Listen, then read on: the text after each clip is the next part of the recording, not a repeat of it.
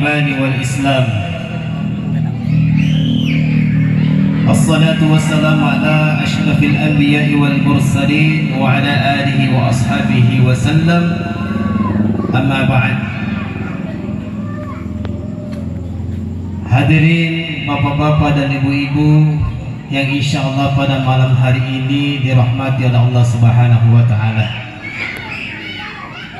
Pada malam hari ini alhamdulillah kita diberikan kesempatan oleh Allah Subhanahu wa Ta'ala untuk duduk bersama dalam rangka muhasabah akhir tahun, untuk menyambut datangnya tahun baru. Dan insya Allah pada malam hari ini bukan hanya kita bermuhasabah tapi bersilaturahim, karena begitu banyak yang hadir. Alhamdulillah. Terutama hadir juga di antara kita Bapak Ketua MUI, Bapak Kiai Khosin, orang tua kita yang insya Allah akan selalu setia memberikan bimbingan, memberikan arahan dan fatwa untuk kita senantiasa berada di jalan Allah yang lurus, tidak belok-belok apalagi tersesat. Ya, hadir juga Bapak Ketua KKJ Pak Ahmad Syafi'i, dan insya Allah beliau ini akan menjadi pejuang parlemen. Ya, kita doakan bersama mudah-mudahan beliau duduk. Mana aminnya ibu-ibu? Amin. Banyak pak suaranya. Alhamdulillah saya bisa datang tepat waktu, karena tadi bersamaan acara di Rumah Sekda, lanjut di Pasar Baru Masjid Nurul Kidam, kemudian lanjut lagi ke sini. Ya, meskipun ditelepon sama Ibu Haja Nurdeli berkali-kali, nah insya Allah akan sampai. Ya. Mohon maaf atas keterlambatannya Bapak Ibu sekalian. Dan ini saya sudah berusaha tadi, ya sempat nyelip-nyelip juga sampai ke sini. Ya, salawat dan salam kepada junjungan kita Nabiullah Muhammad sallallahu alaihi wasallam. Kehadiran beliau sebagai utusan Allah di permukaan bumi ini adalah rahmat bagi seluruh alam. Wa ma arsalnaka illa rahmatan lil alamin. Terutama kita manusia, hamba Allah yang kemudian terlahir sebagai umat Muhammad sallallahu alaihi wasallam, ini merupakan rahmat Allah yang terbesar, karena dengan kedudukan Rasulullah sebagai al-khatamul anbiya, penutup para nabi, yang kemudian kita dijadikan sebagai umatnya. Dari 124.000 nabi, 313 yang termasuk rasul, dan hanya 25 yang dikisahkan dalam Al-Quran. 5 nabi yang termasuk ulul azmi, 4 nabi yang menerima kitab, dan ternyata hanya 1 yang bergelar sallallahu alaihi wasallam. Nabi kita yang digelar sebagai Sayyidul Anbiya, penghulu pada para rasul, yang kemudian menetes kemuliaan itu kepada kita sekalian umatnya, yang dalam Al-Quran mendapatkan kedudukan yang mulia di antara seluruh umat yang ada. Kuntum khairu ummah. Kita ini adalah umat yang terbaik, tapi tidak semua juga masuk umat yang terbaik. Ya, siapa saja yang termasuk umat yang terbaik? Lanjut ayat mengatakan, ta'muruna bil ma'ruf wa tanhauna 'anil munkar wa tu'minuna billah. Tiga golongan yang akan dijadikan Allah sebagai umat yang terbaik. Mudah-mudahan kita semua yang hadir di sini termasuk di dalamnya. Apa itu ta'muruna bil ma'ruf? Saling mengajak kepada kebaikan. Wa tanhauna 'anil munkar, saling mencegah kepada keburukan. Wa tu'minuna billah, dan beriman kepada Allah. Ternyata Bapak Ibu sekalian, jamaah, Yang membuat kita mulia di sisi Allah bukan hanya sholat. Yang membuat kita mulia di sisi Allah bukan hanya zakat, puasa, haji, tapi jaminan kemuliaan itu datang dari ta'muruna bil ma'ruf wa tanhauna 'anil munkari wa tu'minuna billah.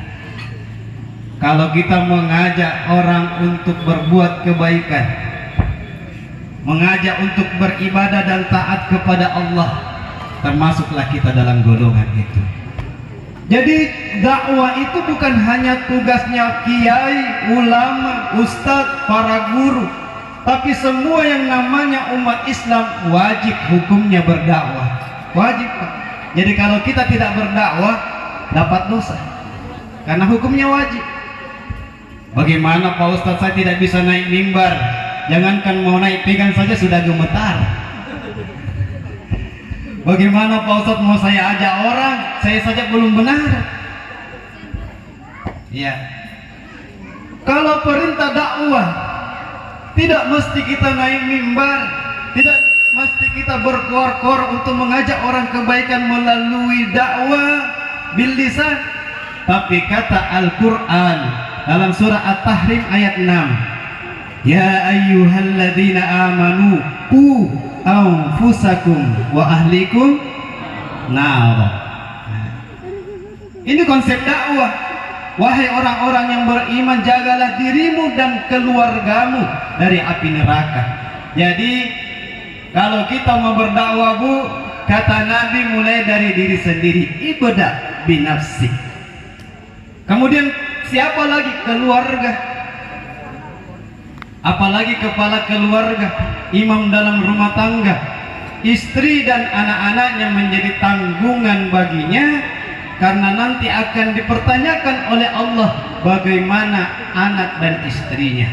Begitu banyak nanti orang tua, ayah yang begitu sampai yaumil hisab ditetapkan masuk surga, digiring oleh malaikat dengan giringan yang terhormat masuk ke dalam surga. Begitu kakinya melangkah satu ke pintu surga, sudah mau masuk, ternyata diseret kembali, dihempaskan masuk ke dalam neraka. Kenapa, Pak? Ternyata anaknya yang dulu hidup di dunia, ketika dia mabok tidak diperingati, tidak dilarang. Anaknya tenggelam di meja judi, tidak pernah diperhatikan, tidak diajak sholat, tidak diajak mengaji, tidak diajar mengaji. Maka nanti anaknya ini akan menuntut di hadapan Allah, ya Allah, saya tidak terima, saya masuk ke dalam neraka sementara orang tua saya masuk surga.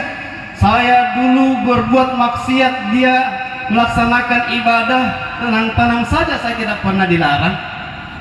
Saya dulu mau mengaji, tapi saya tidak pernah diajar. Saya tidak terima kalau orang tua saya masuk ke dalam surga, dia harus menemani saya di dalam neraka. Akhirnya orang tuanya yang tadinya ditetapkan masuk surga diseret masuk neraka. Ini apa ini?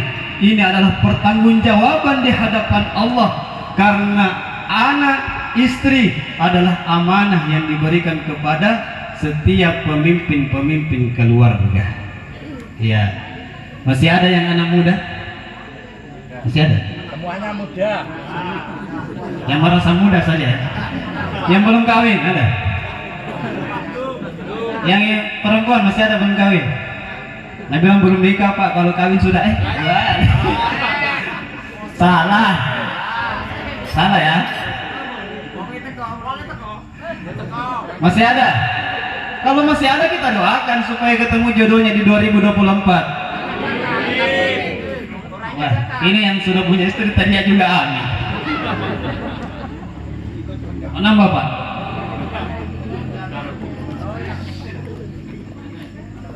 Ada yang mau nambah? Kalau sudah tua, insaflah. Kalau mau tambah istri tidak dilarang, Pak. Malah ada ayatnya. Pakai ayat. Fankihu ma taba lakum minan nisa'i matna wa thulatha wa ruba'. Pak Ustadz di belakang yang biasa nikahkan hafal betul ini ayat itu. Ya. Kita disuruh ya menikahi perempuan yang kita suka 2, 3 sampai 4. Ya. Setuju, Bu?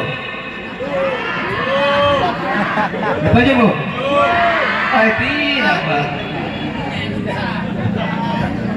Kalau ada suaminya mau kawin lagi, jangan dilarang, Bu ya.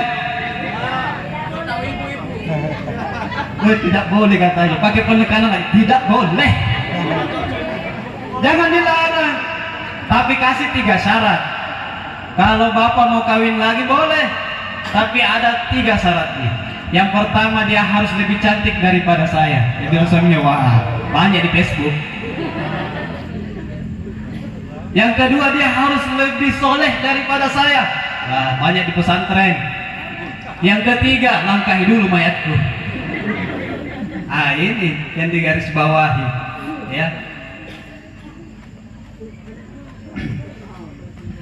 Jadi kehidupan kita ini, kata ulama, itu tidak lain daripada kehidupan yang khayali. Apa itu khayali? Antara ada dan tiada. Kita biasa lihat di tengah panas terik matahari di jalan itu seperti ada genangan air, namanya fata morgana. Itu namanya khayali. Kita lihat ada genangan air, ternyata begitu mendekat tidak ada. Begitulah sifatnya dunia, khayali, sementara. Jadi tidak salah ketika Imam Al-Ghazali mengatakan bahwa hidup itu tidak lebih daripada sekedar merantau untuk mencari bekal pulang kampung. Ya, kampungnya di mana, Bu? Ada di Jawa, ada di Sumatera, ada di Samarinda. Itu kampung dunia. Kampung yang sebenarnya ikut sama nenek moyang kita. Siapa? Nabiullah Adam alaihissalam, yang rumah pertamanya adalah surga. Surga itu kampung kita itu. Mau ke sana, mau pulang kampung ibu ke Jawa, ke Sumatera, ke Samarinda, pasti harus ada bekal pulang. Sudah 30 tahun merantau, masa nanti pulang ke sini lagi minta pembeli tiket? Nggak boleh, ya. Kalau kita mau pulang kampung harus ada bekal, minimal uang transportasi, ya. Ada juga oleh-oleh untuk keluarga. Banyak bekal yang harus kita persiapkan kalau pulang kampung. Begitu juga untuk kampung akhirat kita. Untuk kembali ke sana butuh bekal. Apa bekalnya? Wa tazawwadu fa inna khairaz zadit taqwa. Nah, bekalnya 1, takwa. Takwa, inilah bekal satu-satunya yang kita akan bawa untuk menghadap Allah, untuk pulang ke kampung. Kalau tidak ada bekalnya, mungkin bisa pergi, ya, tapi tidak sampai ke kampungnya. Kemana, Pak? Singgah di neraka, ya. Ini jadi satu-satunya yang membuat kita selamat di akhirat adalah amal ibadah. Kata Rasulullah, ketika mayat itu diusung di keranda untuk menuju liang lahat, maka ditemanilah 3. Apa itu? Harta, keluarga, dan apa, Pak? Amal. Ya. Begitu sudah dibenamkan di dalam liang lahat, sempurna kuburannya, maka 2 ini pulang, hanya 1 yang tinggal. Yang pulang ini adalah harta dan keluarga, yang tinggal adalah amal. Sebanyak apapun harta kita, biar motor berderet, mobil berderet, rumah di mana-mana atas nama pribadi, begitu kita meninggal dunia tidak bisa dibawa masuk kubur, Pak. Semuanya pulang. Ya. Kemarin waktu saya takziah meninggalnya mantan camat, ya, Pak Haji Jalika di Tokoyo, anaknya bilang sama saya, Ustadz, beliau ini bapak saya almarhum, saya periksa di lemarinya, ternyata sertifikatnya, Masya Allah, sertifikat tanah itu banyak sekali. kebunnya di mana-mana. Ya, tapi ternyata inilah yang namanya dunia. Biar berhektar-hektar tanah di dunia, ketika kita meninggal, ya jatahnya cuma 2 meter kali setengah meter. Itu saja. Itu saja. Kebun yang berhektar-hektar itu bagaimana? Ya dibagi-bagi anak. Untung kalau tidak diperkarakan, masuk pengadilan. Ya. Semuanya pulang. Keluarga, anak istri yang kita cintai, siang malam kita berjuang mencari nafkah untuk menghidupi mereka. Bahkan tidak jarang suami istri itu, apalagi kalau pengantin baru, selalu mengatakan perkataan yang mesra kepada pasangannya. Wahai adindaku, ya, kita sehidup semati, sepiring berdua, senasib seperjuangan. Begitu suaminya meninggal dunia, ada enggak perempuan yang mau menemani suaminya dikubur? Ini siapa tahu yang ibu-ibu di sini di Toba ada enggak? Kalau meninggal suaminya, tinggal dikubur semalam, ada? Nggak ada. Karena cinta sekali nih, ya. Mau nggak, Bu? Semalam. Oh iya. Ini masalahnya. Secinta apapun, begitu maut memisahkannya betul-betul terpisah. Begitupun dengan cinta yang kita miliki. Ya, namanya juga khayali. Apalagi bapak-bapak, kalau istrinya meninggal mau enggak, Pak? Hah? Katanya cari lagi. Kalau laki-laki yang ditinggal mati istrinya pasti sedih, menangis, Pak. Tapi menangis itu bukan kedua matanya menangis, satu saja. Yang kanan, yang kirinya melirik-lirik. Siapa lagi gantinya ini? Betul, Pak? Jangankan sudah, yakin sekali ada istrinya ini. Oh, enggak ada, pantasan bebas dia bilang. Ada.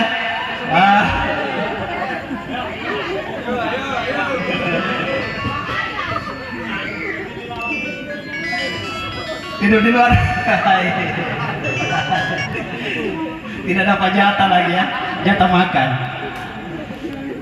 Jangankan sudah meninggal, masih hidup saja sudah melirik-lirik.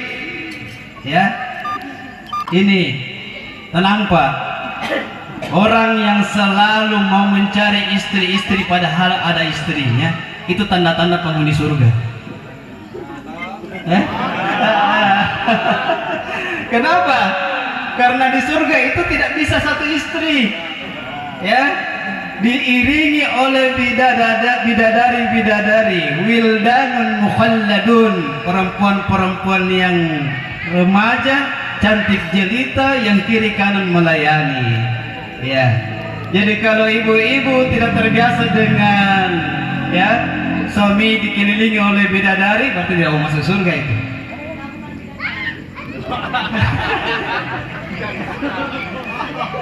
Betul-betul ini pernyataannya laki-laki dibantah terus ini.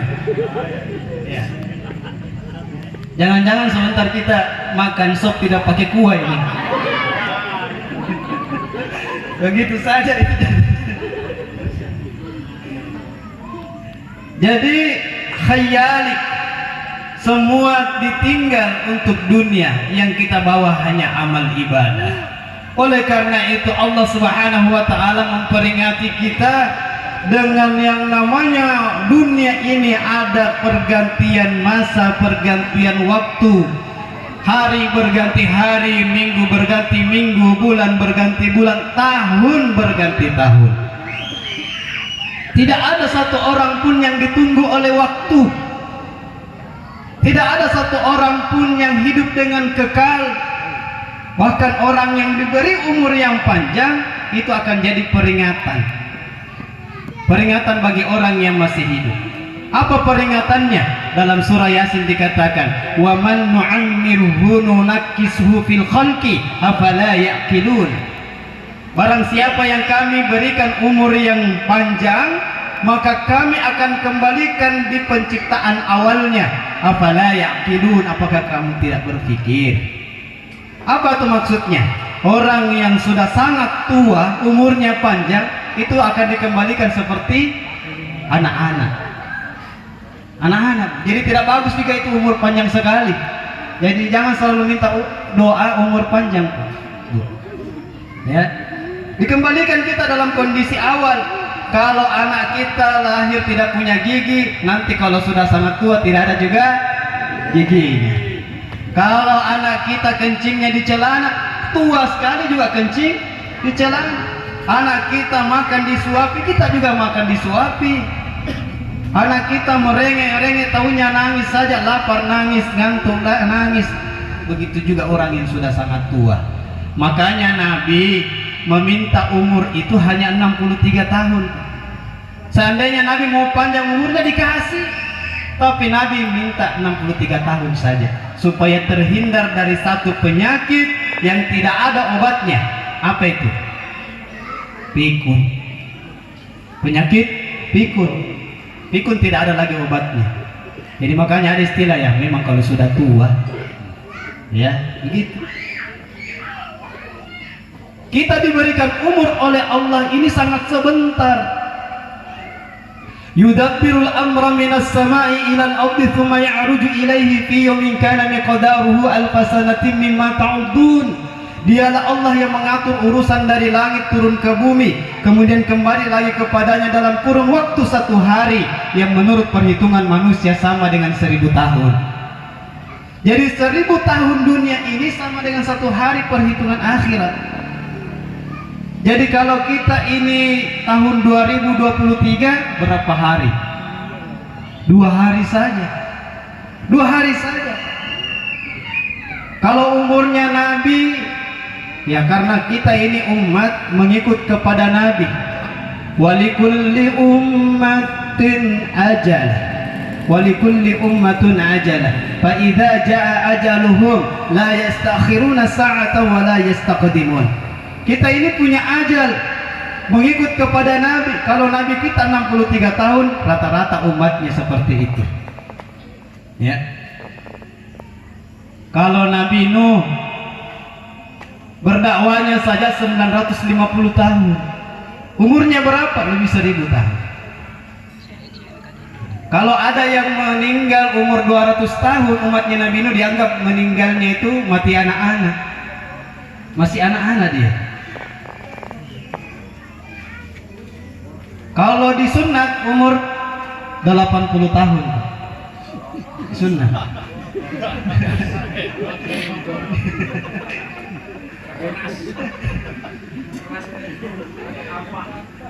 Itu masih anak-anak umur Nabi Nuh. Kalau kita 80 tahun baru mau disunat, tidak ada lagi yang bisa disunat. Ya. Saya bahkan ingat dulu waktu saya ikut sunatan massal, ya diselenggarakan oleh PU karena bapak saya pegawai PU. Itu di samping saya umurnya 17 tahun. Saya sendiri disunat umur 10 tahun pada saat itu. Jadi begitu selesai saya disunat, dia lagi yang masuk. Ya, dia bilang, ini dokter, wah ini sudah tidak bisa disunat ini.